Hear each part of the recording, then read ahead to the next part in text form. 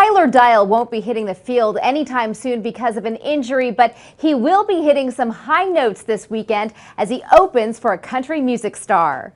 All new tonight, the Cottonwood City Council has voted 6-1 in favor of a civil union ordinance.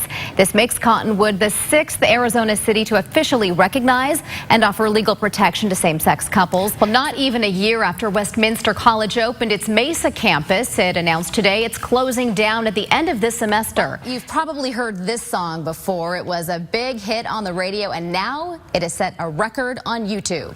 Well, it might not have happened the way she planned it, but a Valley boxer is one step closer to the goal of competing in the next Olympics. Yeah. Imagine having a real-life personal trainer ready to motivate you through a customized workout anytime you want in the comfort of your home. Jessica Burlew's mother called 911 when she found the teen's lover dead in her apartment. Now you can hear her telling the dispatcher what she thinks went wrong while at the same time doing chest compressions on the victim. Well, Tempe police have been investigating Darren Sharper for months now. He's accused of raping 2 women in Tempe, and one of the victims, I'm told, was a friend of some sort. I mean, they had to have been so disoriented. As you heard him say, you know, we've been in a drought for 10 years, and they have not had a fire in this area in 40 years. So there is so much undergrowth, so much brush, so much fuel for that fire to continue its momentum. Now, Dr. Lavecchio also says that the batteries inside of e-cigarettes pose a danger for kids. That's because if they swallow one, a battery can actually burn a hole in the esophagus. I'm in the Lakewood area, the hardest hit area of Ahwatukee. I want to show you this jacaranda tree. Those winds were strong enough to rip it out of the ground, and this is something you're seeing all across town. For the second time in just 3 months, the Phoenix area dealt with a huge industrial fire today. 2 people were badly burned after oil caused a massive fire near 24th Street in Jefferson. Reporter Jonathan Lowe is live at Maricopa Medical Center right now. And Jonathan, how are those 2 victims doing? That is one down, dozens more to go. A stack of bills have piled up on the governor's desk. She has been working all afternoon reviewing them and making decisions. And Brewer just minutes ago vetoed some widely watched bills. CBS 5's Donna Rossi is in our newsroom with the breaking details. Donna. Well, not even a year after Westminster College opened its Mesa campus, it announced today it's closing down at the end of this semester. The Missouri-based school says low enrollment and market demand are to blame. The campus opened last fall in a partnership with the city of Mesa.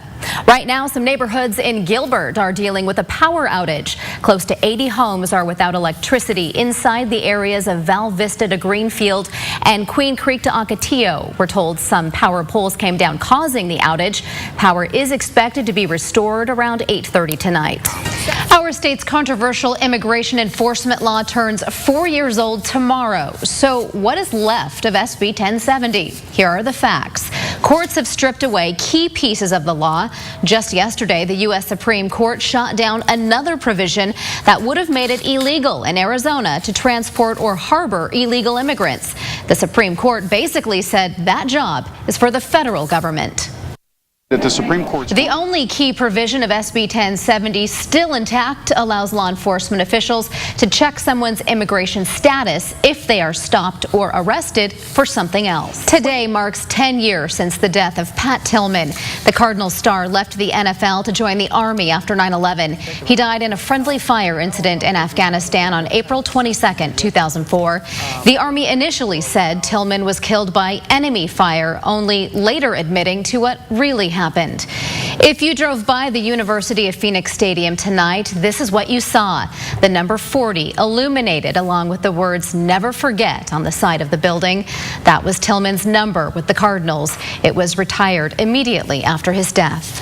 Fast forward to Saturday when the 10th annual Pats Run will be held in Tempe. The 4.2-mile run and walk raises money for the Tillman Military Scholars. The run goes through Tempe and ends at the 42nd yard line of Frank Cush Field.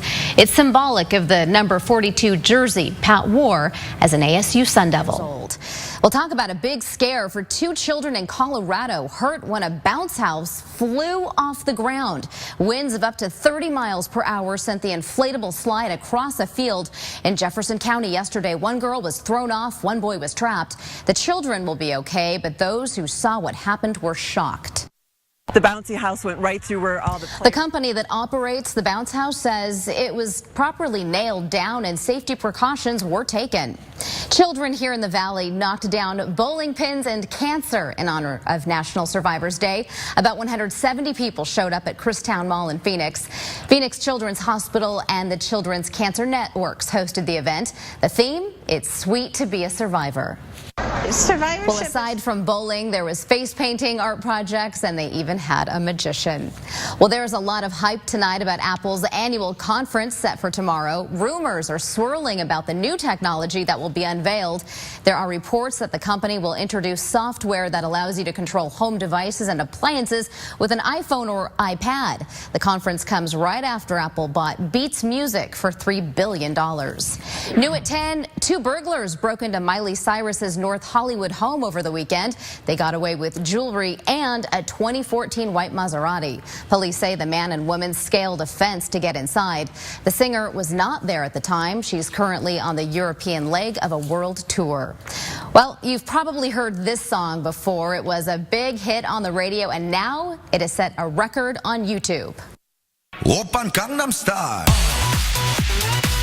No, that's Gangnam Style Come on. from Psy. Yeah, that video has become the first one in YouTube history to reach 2 billion views. Yeah, when asked about the milestone, Psy said it was very honorable and that there's more to come.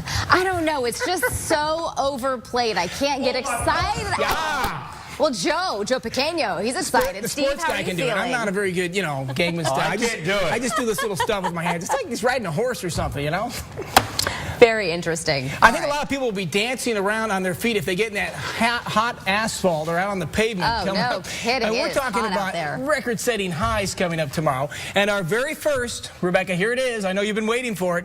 Our very first 110-degree day of the year or higher. Are you excited about that? My skin is tingling already. There are thousands of these Am I Ugly videos on YouTube. Now, I spoke with an expert who says there seems to be a lot going on here, including a lack of self-esteem and parental involvement. A lot of people say that I'm ugly, and I just wanted to know the truth. Am I pretty or ugly? Thousands of little girls like this one are asking that question on YouTube.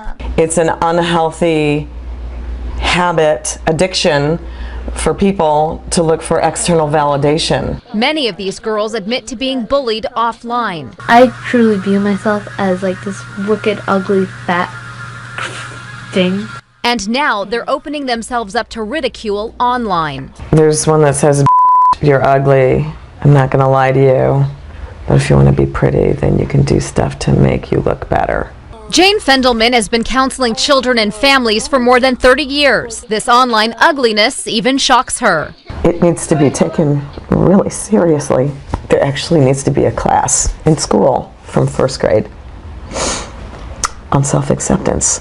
But that also starts at home. Parents, watch your self-talk. Your kids are listening. The kids pick up on that and they learn how to judge themselves and they learn how to judge others. And it's the same thing, whether you're judging yourself or judging others, it's judgment and it's damaging.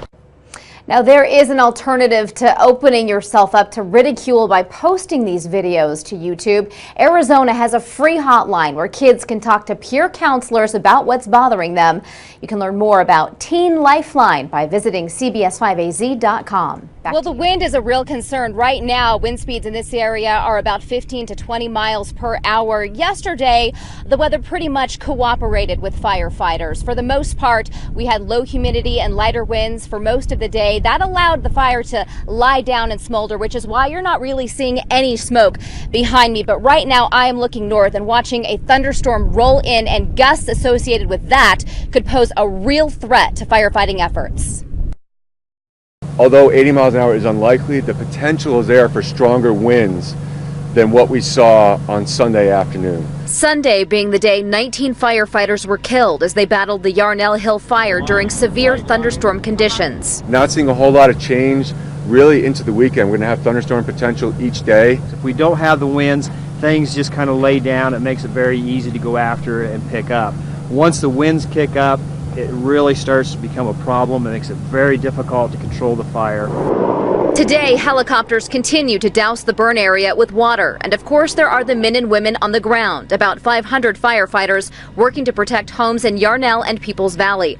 A fire retardant dropping DC-10 and fixed-wing planes are on standby. The fire, which has already charred about 8,400 acres and destroyed an undetermined number of structures in Yarnell, is burning through dense, low-lying shrubs and gullies and not kicking up much smoke, but that can quickly change. Could, with the 80-mile-an-hour winds, expect to see extreme fire behavior, rapid rates of spread, long flame lengths. Right now, you are looking north toward Prescott and Flagstaff, which is where the storm is right now, heading our direction. Wind speeds from that, again, could pose a real problem for firefighters, and fire behaviorists and meteorologists here from the National Weather Service are keeping a very close eye on the conditions. Again, there is still no containment for this fire, so mandatory evacuation orders for Yarnell and Peoples Valley remain in effect. In Peoples Valley, Rebecca Thomas, CBS 5 News. Hoverboard. If I watched it 100 times, I watch it 200 times. It's a blast. Jim Pitts, an Ahwatukee inventor, says Back to the Future's hoverboard is the inspiration for his real-life remote-controlled hover skater. I was just thinking, the technology has to be out there. He tried building one about 20 years ago without success. But Pitts is able to get his current prototype off the ground. There's an exhaust turbine, a 3-inch exhaust turbine right here, and the air comes out at 140 miles an hour. It pulls the wheels off the ground approximately an inch to an inch and a half. Not only does this board have lift, it's got lights. The only thing needed now is funding to get it into production. Great Scott! Just need enough money to put the deposit down to the manufacturers that'll make it. So far, he's raised nearly $3 grand of the $22,000 needed on the funding website Kickstarter.com. And we'll go to market right away. And I want to get these boards into the people's hands as soon as possible. The hover skater that actually hits the market will be made with carbon fiber and weigh 16 pounds. The thrill will cost you about $1,500. It's a joy a minute, a lot of fun. In Ahwatukee, Rebecca Thomas, CBS 5 News.